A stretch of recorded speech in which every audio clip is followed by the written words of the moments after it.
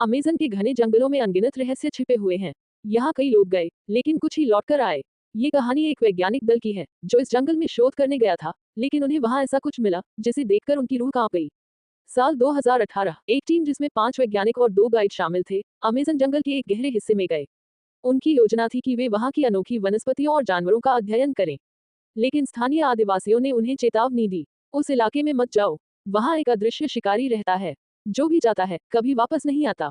लेकिन वैज्ञानिकों ने इसे सिर्फ एक अंधविश्वास समझा और आगे बढ़ गए। पहले 2 दिन सब कुछ सामान्य था। टीम ने दुर्लभ पक्षियों और अजीबोगरीब पेड़ों के नमूने इकट्ठे किए। लेकिन तीसरी रात कुछ अजीब हुआ। आधी रात को एक वैज्ञानिक, डॉक्टर मार्क, अचानक अपनी तंबू से गायब हो गया।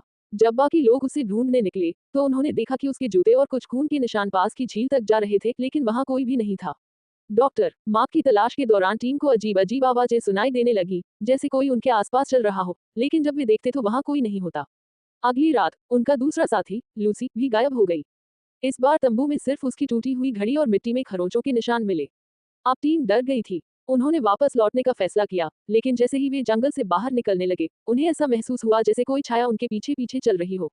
टीम में बचे 3 वैज्ञानिक और 2 गाइड एक नदी के किनारे पहुंचे। तभी एक गाइड अचानक चीखने लगा, ऐसा लगा जैसे किसी अदृश्य ताकत ने उसे पकड़ लिया हो। कुछ ही सेकंड में वह हवा में उठा और झाड़ियों के पीछे गायब हो गया। डर के मारे बाकी चारों ने वहां से भागना शुरू किया। वे किसी तरह जंगल के किनारे बने एक छोटे गांव तक पहुंचे, जहां स्थानीय लोग पहले से ही डरे हुए थे। अंततः सिर्फ 2 लोग जिंदा बचे, एक वैज्ञानिक और एक गाइड। जब वे वापस शहर लौटे और अपनी कहानी सुनाई, तो किसी ने उन पर विश्वास नहीं किया।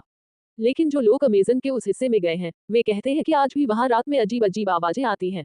कुछ लोगों का मानना है कि वहां एल कुरो नाम की कोई अदृश्य आत्मा रहती है, जो शिकार की तलाश में रहती है।